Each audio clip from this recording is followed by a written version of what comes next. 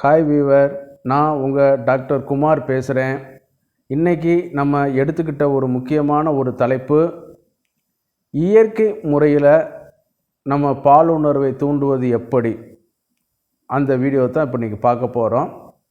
அதாவது நீண்ட நேரம் செய்யக்கூடிய பதிவு இது இல்லை, அதில் உள்ளது கிடையாது.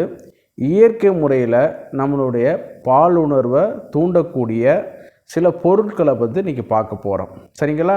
இது எல்லாரும் பயன்படுத்தலாம். இன்றைக்கி மார்க்கெட்டில் கிடைக்கக்கூடிய சிடன்ஃபில் சிட்ரேட், டடலாஃபில் சிட்ரேட், பிராண்டு நேமில் பார்த்தீங்கன்னு கேட்டிங்கன்னா வயாகரா, அந்த மாதிரியான பேரெல்லாம் வரக்கூடிய சில இது சைடு எஃபெக்ட் உண்டு பண்ணி கொடுக்க வைக்கும். மருத்துவருடைய ஆலோசனை நம்ம பெற்றிருக்கிறோம். ஆனால் இந்த இயற்கையான முறையில் நம்ம சாப்பிடக்கூடிய இந்த பால் உணர்வு தூண்டிகளுக்கு எந்த சைடு எஃபெக்ட்டும் கிடையாது. அந்த காலத்தில் இந்த உணவுகளை ரெகுலராக உணவில் எடுத்துக்கிட்டாங்க. அதனால தான் இன்றைக்கி அவங்க 70-80 வயது வரைக்கும் குழந்தை பெற்றுக்கொண்டு நல்லாக சந்தோஷமாக நமது முன்னோர்கள் வாழ்ந்து வந்தார்கள். ஆனால் இன்றைக்கி அப்படி கிடையாது. உங்கள் வீடுகளில் இந்த மாதிரி கேட்டு பாருங்கள்.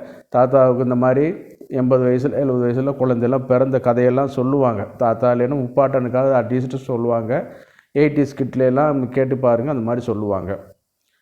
சரி, வீடியோக்குள்ளே போகலாம். அதுக்கு முன்னாடி ஒரு சின்ன வேண்டுகோள்.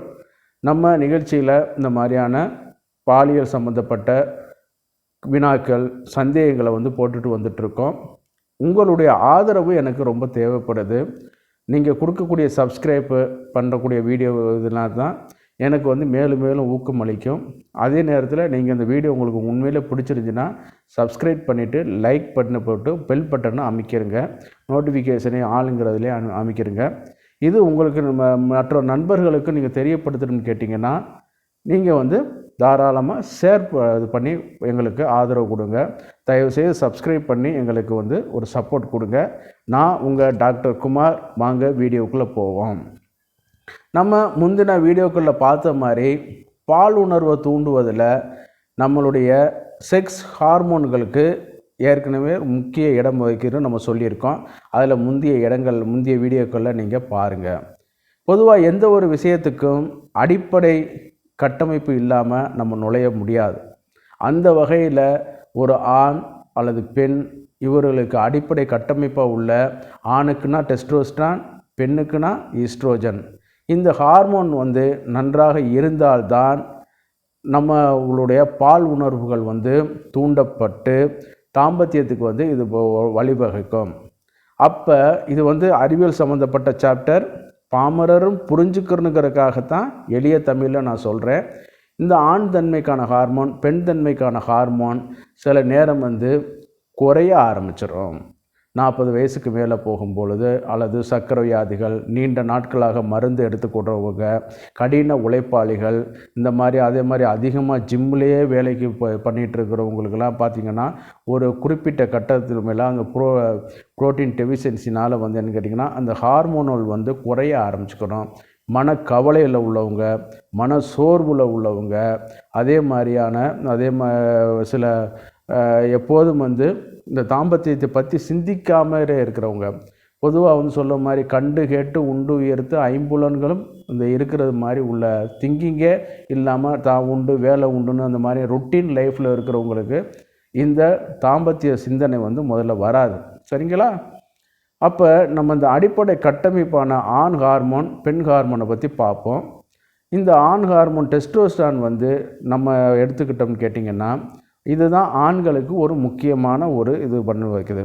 இப்போ ஏறத்தாழ இன்றைக்கி 8வது படிக்கக்கூடிய அறிவியல் பாட புத்தகத்திலேயே இந்த பற்றியான தகவல்கள் வர ஆரம்பிச்சிருக்கு. சரிங்களா? அதனால் இந்த டெஸ்டோஸ்டரானுடைய உற்பத்தி எப்பப்பெல்லாம் குறையுதோ அப்பப்பெல்லாம் இது நம்மளுக்கு இந்த பால் உணர்வுகள் பிரச்சனைகள் குறையிறது, அதில் சுத்தரவாக இல்லாமல் போகிறது, எழுச்சி இல்லாமல் இருக்கிறது, அந்த மாதிரியான பிரச்சனைகள் வர ஆரம்பிக்கும்.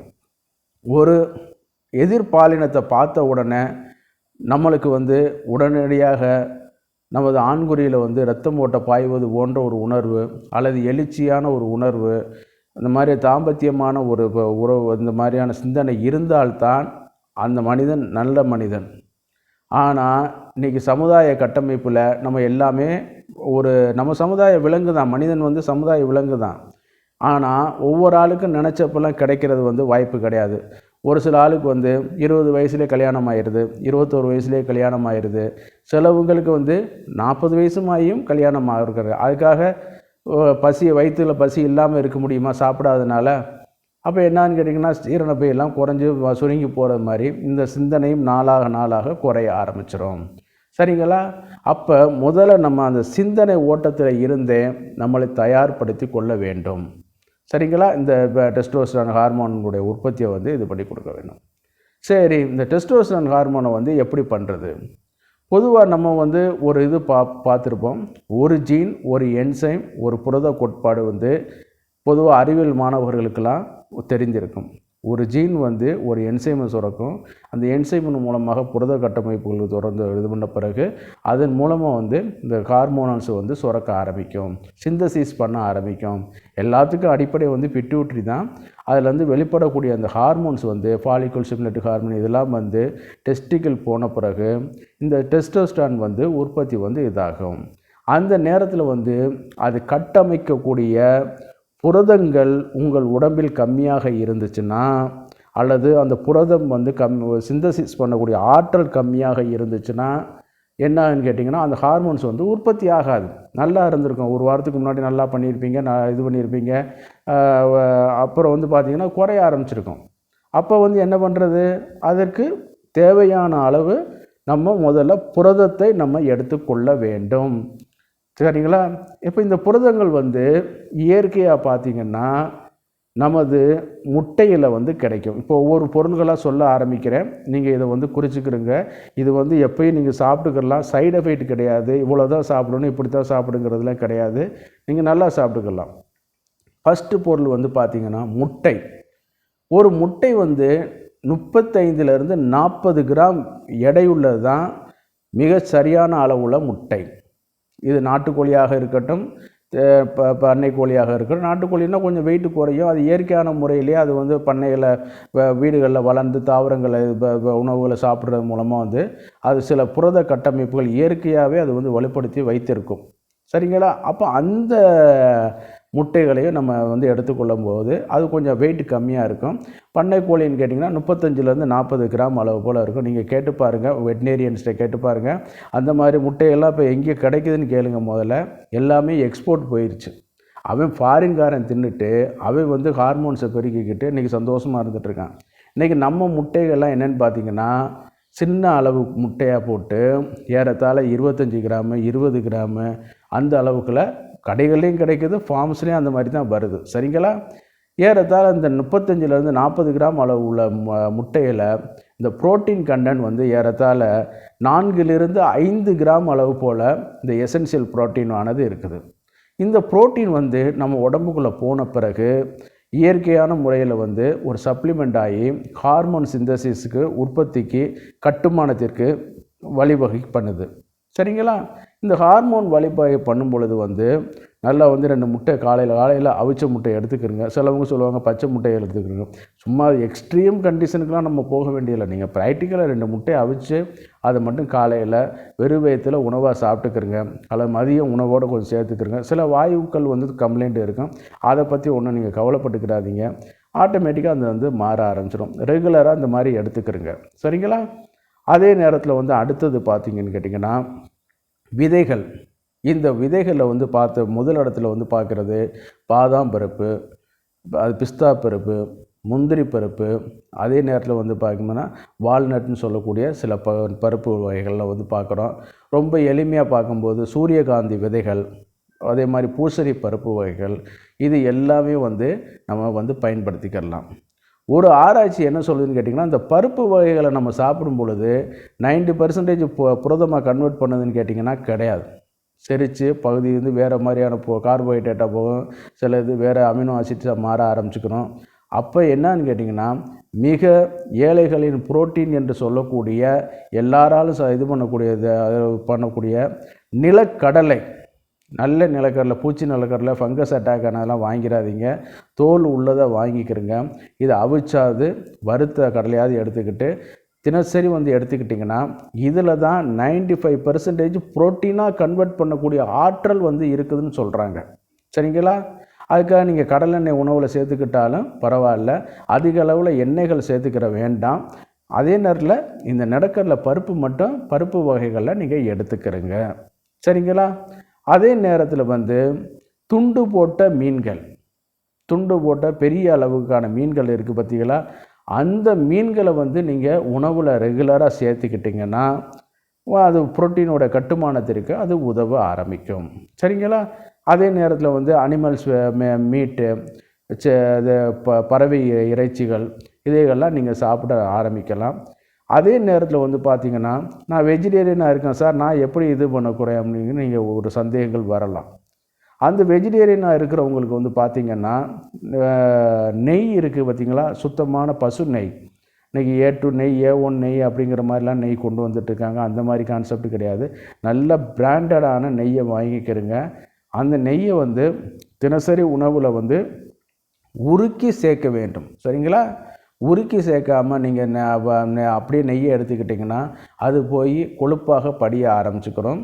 இது வந்து உருக்கி சேர்த்தது வந்து பார்த்திங்கன்னா அந்த அதிக அளவு ட்ரைகிளிசரால் லெவல் வந்து குறைய ஆரம்பிச்சுக்கிறோம். நம்ம உடம்புக்கும் நல்லதாக இருக்கும்.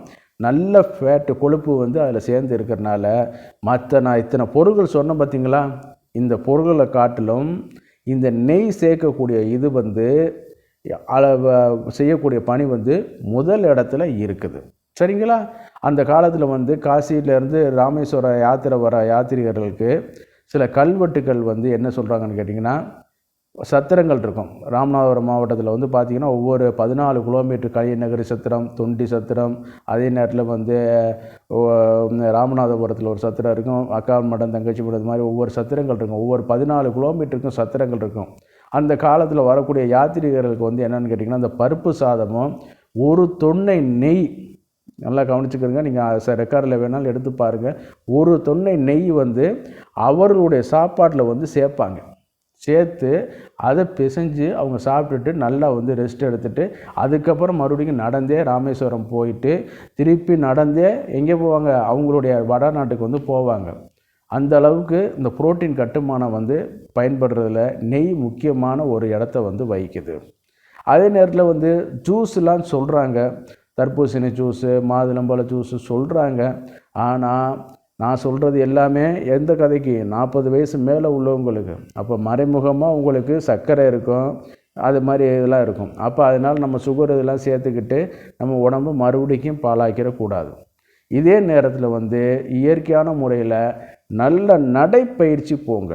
சரிங்க? நல்ல நடைப்பயிற்சி போங்க, வாக்கிங் இது பண்ணுங்கள். இப்போ ரொம்ப ஜிம் எக்ஸசைஸ்லாம் பண்ண வேண்டாம். அது மாதிரி நாட் அட்வைசபிள்.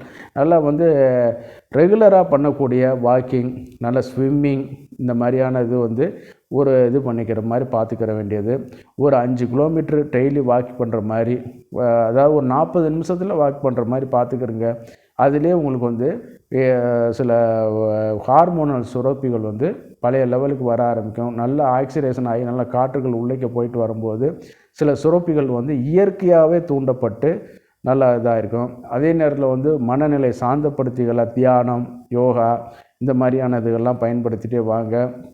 அதே நேரத்தில் மது வகைகள், இந்த மாதிரியான இதுகள், போதை வஸ்துக்கள், இது எல்லாத்தையுமே தவிர்த்திட வேண்டும். சரிங்களா?